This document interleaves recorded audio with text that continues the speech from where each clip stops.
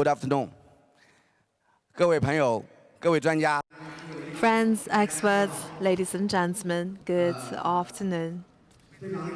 Well, firstly, I would like to say thanks to WPIC for their invitation, giving me this honor to share with you on the topic of current status and trends of the PCB or printed circuit board industry. Well, a brief intro of myself. I spent most of my career with Huawei. I spent 23 years there. And during my time at Huawei, I mostly dealt with PCB. So after leaving Huawei, naturally, I took the role as the Secretary General of the Guangdong PCB Association, GPCA. Regarding the PCB industry, allow me to firstly walk you through why it matters to us of PGM industry. Actually, two parts: surface treatment, usually nickel, palladium, and gold are used, which means that the palladium is involved. And secondly, for the electrical part, it's palladium and titanium alloy as a anode for electrical conductivity. As AI, with the exponential growth of AI, PCB industry was affected in a huge way, which will then translate such impact into the PGM industry. Basically, that will be the main topic of my presentation today. So for the electronics industry as a whole, it is currently experiencing robust growth, with AI being the primary growth driver. 2025 global electronics market grew by 8.5%. We'd expect the same level of growth in 2026 to reach $3.04 trillion global market-wise. And the red circuit circles out computers. You see that the computing power as a whole increased by 16%.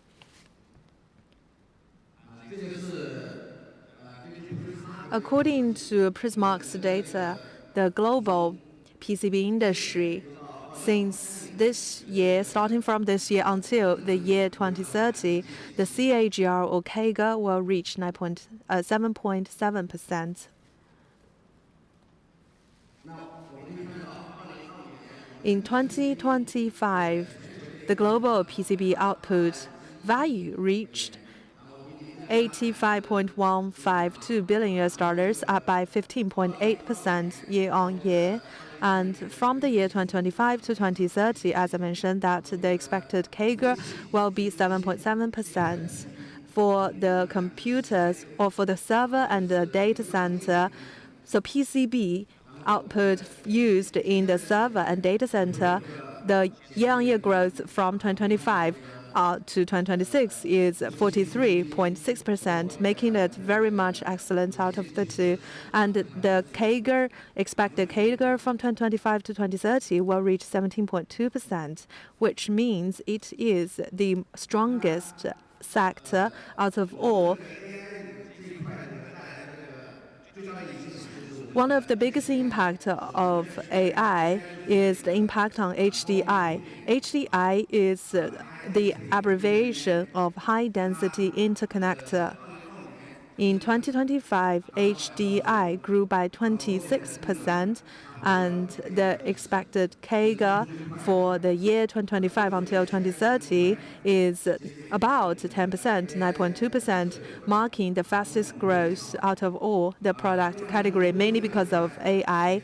In addition to HDI or high-density interconnect, the multi-layer PCB will also experience a rather fast growth, with CAGR expected to be 8% until 2030. However, the more ordinary PCB products, such as single-side or double-sided PCBs and flexible PCBs, they will experience more moderate growth, only 6.2% and 3.2% respectively. As you all know, that the PCB industry, China mainland accounts for about 60 to 70% of the global PCB output. And ASEAN-wise, because some of the PCB manufacturers from mainland China start to set up factories in ASEAN countries such as Indonesia, Thailand, and Malaysia. Therefore, as a result of such spillover, ASEAN countries experience some significant growth of PCB. However, compared with China mainland, ASEAN only has about 8 to 6% of the global total, which means that China mainland remains the very core of PCB production and output. And last year, mainland China PCB industry grew by 19.2%, and the expectation is that CAGR from 2025 to 2030 will maintain around 7%. Again, a stellar figure, stellar performance. Actually, Taiwan PCB factories or Taiwan PCB manufacturers, they set up their PCB factories on mainland China, which means that mainland China PCB factories are not only set up by mainland Chinese companies, but also by PCB manufacturers based in Taiwan of China. Some of the major PCB makers, including listed names as Shenghong or Victory Giant, Shennan Circuits, Niwon Electronics, and Shen Electronics. If you go to look at their equity price, or if you look at their shares price, their shares have been rising very fast over the past couple of years with exponential return. And also, Zhendi, Unimicron, and WUS Tripod are some of the famous PCB names based in Taiwan, China, and they are very strong on the PCB substrate as well as high-end HDI, and also Samsung and BH, LG, Innotech, they've specialized in high-frequency, high-speed PCBs, FPCs, and advanced package substrates. For Japan, Japanese companies like Ibiden and Meiko, they specialize in IC package substrates and ceramic substrates. So if you take a look at the overall breakdown of the PCB production of the world, China still holds a predominant role. Next up, I will talk about the PCB industry developments in the midst of AI era. In the year 2025, CSP, or the so-called cloud service providers, in total, they have AI capex to the amount of $430.6 billion, an increase of 65% year-on-year. The expectation is that they will continue their capex expenditure on AI to reach $602 billion which means another increase of 40% year-on-year from 2025 until 2026. By CSPs, we mainly talk about Meta, Microsoft, and Amazon and Google. And from China, Alibaba, Tencent, Baidu are also making capex expenditures on AI, and optics companies benefit from such capex. Or optical transceiver is an area that benefits the most from such expenditure. So this is the NVIDIA AI computing product roadmap, starting with H100, H200 until the current version of GB200, GB300, until the Rubin platform, VR200 and VR300. As NVIDIA keep improving its products, you will find that the bandwidth of transmission keeps doubling as it iterates to the next generations. And with computing power exploding, PCB, we have to do better in PCB solutions, or which means that PCB will become a very key part of the overall AI solutions. This is the PCB industry value chain. For CCL and high-end electronic copper foil, as well as the so-called high-end Q fiberglass. Basically, it's a fiberglass, high-end fiberglass. They represent the upstream core material for PCB, and all three currently are in tight supply on mainland China. As for the downstream, which means where the PCB go to is AI servers and the high-speed switch, as well as optical transceivers. So PCB stands at the very center, and there are requirements on the reliability, the layer, and the high-speed transmission capability of PCB, which means that PCB, you can safely call it a new backbone of the AI computing. In addition to that, PCB means that for to get this high-end PCB, you have to have high-end probes, high-end micro drills, as well as electroplating equipment and direct imaging equipment, and etc. And IC package substrates. There must be new generations of substrate. Again, I'm showing you the PCB's value, how it has jumped as NVIDIA's products jumps from GB200 until Rubin. The value increased a lot. So for AI, 3 parts that you should pay attention to. One is the NVIDIA GPUs, mainly the server, 3,000 to 5,000.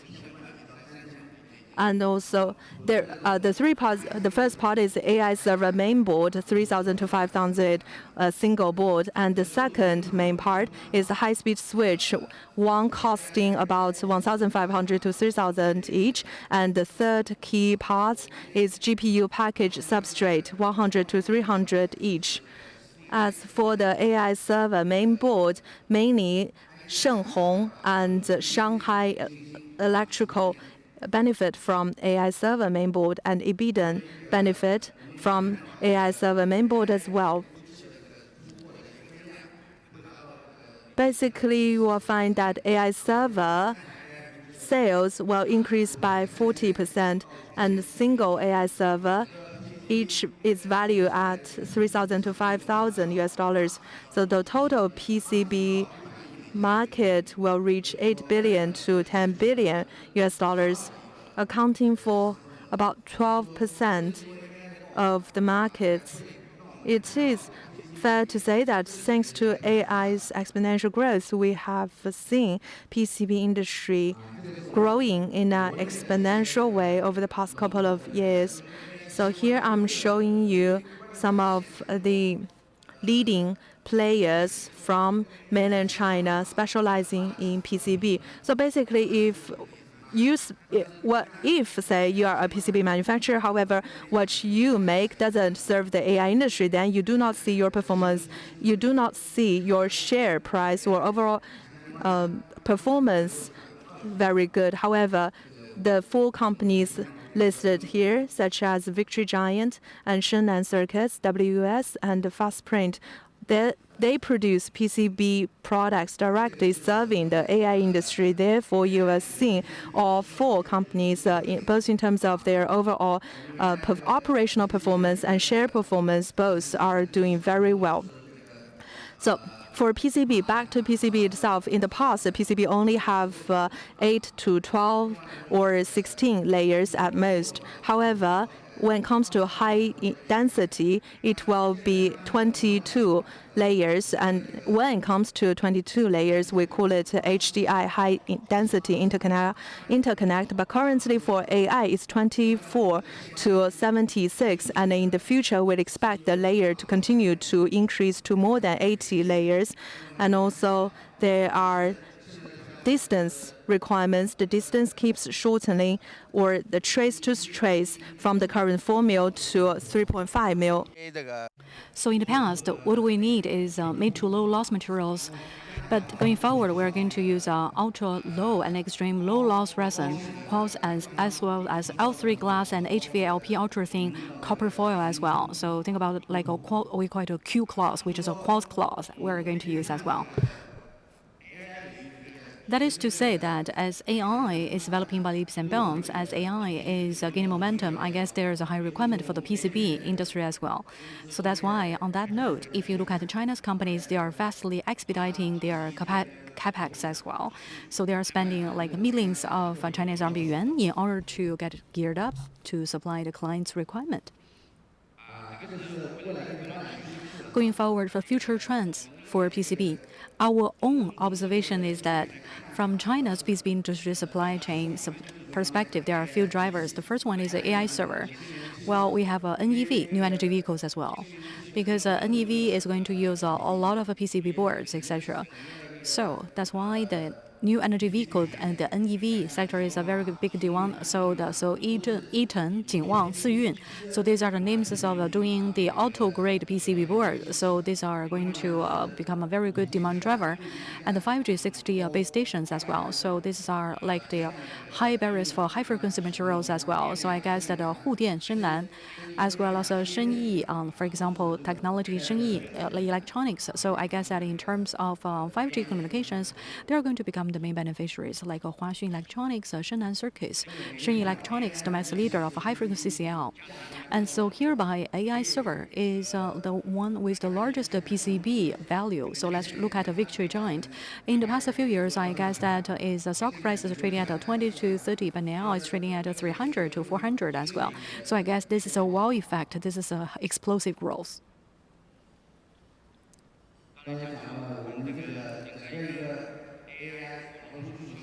So I mentioned that communications as well as like consumer electronics is the main demand sector for our PCB. So this is also like repeating what has been said before.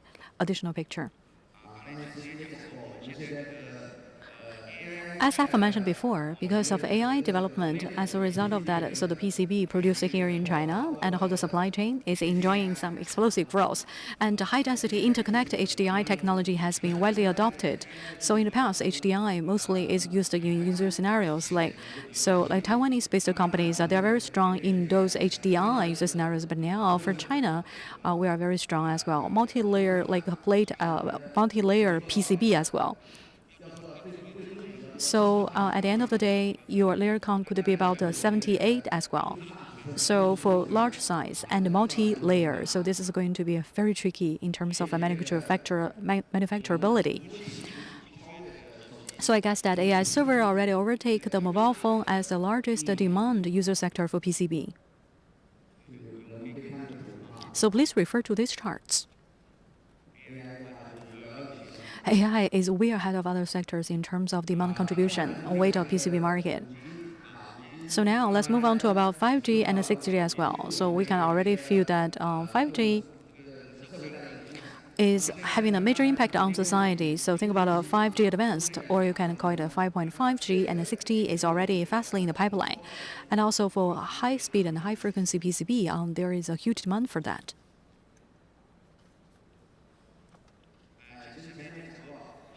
Echoing the points I said before, the new energy vehicle. So I guess the PCB is a central neural system for our auto sector.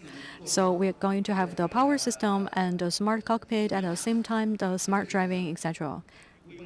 So I guess these are the places where we're going to use a lot of PCB. So no matter it's a flexible or non-flexible PCB, but a non-flexible PCB is going to be in a bigger demand profile. So based on Prismark's forecast, in the year 2020, it's about $6.5 billion of a scale. By the year 2025, the scale could be about $10 billion. In the next few years to come, the CAGR growth is going to be about over 4%. So the PCB industry already evolves from the traditional consumer electronics like white goods, home appliances, and consumer electronics like mobile phone towards AI server and AI-driven a lot of things. So China's PCB industry has already been moving upward the value chain from the middle layer and lower layer to the upstream of the value chain. This is a very viable development opportunity, but also it comes with challenges as well. To begin with, so CCL as well as quartz, cloth, etc. So you find that there is a tight supply. We have to rely on the supply coming from Japan and other different countries. Now, because of the ongoing international landscape, including ongoing conflict in Middle East, this is going to affect our supply chain a lot for the supply of materials. We have both opportunities and challenges. The thing is, how can we cope with the challenges? Okay. I'm aware of the time I have. This is a very brief introduction from my side. So I guess that let's stay in touch and we can continue our discussion off record following this meeting. Thank you for having me. Thank you.